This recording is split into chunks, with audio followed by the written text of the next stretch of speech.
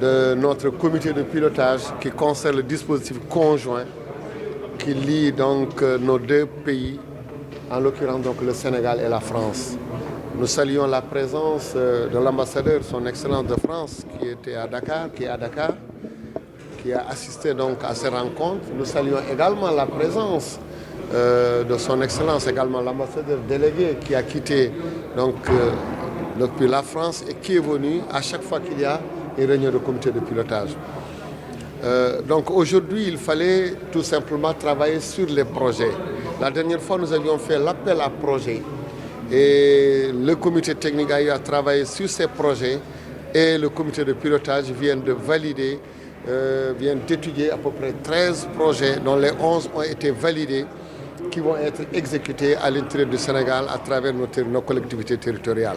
Il faut préciser que dans ce dispositif, dans sa forme et dans son organisation, c'est chaque collectivité au Sénégal et une autre collectivité en France qui acceptent de travailler ensemble, d'identifier des projets. C'est en ce sens que ce dispositif est innovant. Et il est également innovant en ce sens que c'est le Sénégal, notre pays, qui met un montant, exactement le même montant également, le pays, la France, le met. Donc c'est dire que c'est l'État du Sénégal qui met, l'État français qui met et chaque collectivité également va mettre. 35% le Sénégal, 35% la France, les collectivités françaises 20% et les collectivités sénégalaises donc 10%. Donc vous voyez que ce projet, ce mode, ce dispositif est innovant dans sa forme. Et nous avons fait un tour de région dans ces projets. Nous avons validé beaucoup de projets qui sont au nord, au sud, à l'est et partout dans le Sénégal. Nous saluons en tout cas tout ce qui a été fait par le dispositif. C'est à peu près 1 million d'euros, donc pratiquement 650 millions qui ont été réalisés par ces deux États, compte non tenu des investissements faits par collectivité, que ce soit au niveau du Sénégal et au niveau de la France. Monsieur le ministre, est-ce qu'il ne faut pas peut-être communiquer un peu sur le dispositif conjoint que la plupart des communes, en tout cas sénégalaises, qui est le département, ne connaissent pas assez? Mais c'est ce qu'on a dit tout à l'heure. Le brillant président de l'UAL disait qu'il est maire depuis des années, mais qu'il ne connaissait pas ce dispositif. Quand il y a eu appel à projet, il ne l'avait pas postulé. Mais je crois qu'on va aller dans cette direction. Il y a un volet communication extrêmement important. Je sais qu'il y a beaucoup de collectivités qui sont dans ce dispositif, qui quand même, rappelons-nous, depuis 2015, des projets sont menés dans le cadre de ce dispositif. C'est plus de 2 milliards qui ont été injectés. Donc il n'est pas nouveau ce projet. Mais le projet, vu sa forme tel qu'il est défini et organisé, ça ce qui fait qu'effectivement, jusque-là, beaucoup de collectivités ne le connaissaient pas. Mais toujours est-il que nous allons aussi monter en puissance.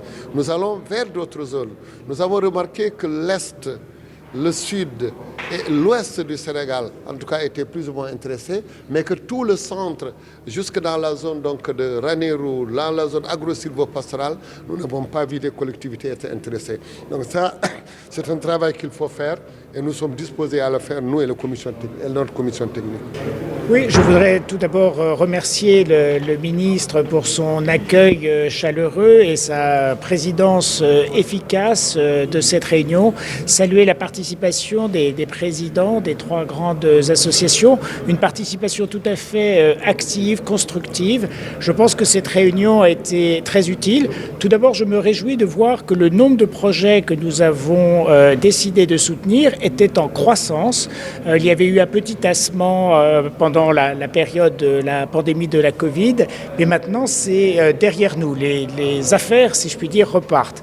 Et c'est quelque chose de très encourageant parce que cette coopération décentralisée, ce sont les populations, ce sont les élus, ce sont les collectivités territoriales qui sont à l'origine. Ce n'est pas décidé par les gouvernements, le gouvernement du Sénégal ou le gouvernement français. Donc on sent qu'il y a une vitalité, qu'il y a une très forte volonté de travailler ensemble du côté des collectivités territoriales sénégalaises et du côté des collectivités territoriales françaises. Alors, bien sûr, il y a toujours des marges de progression.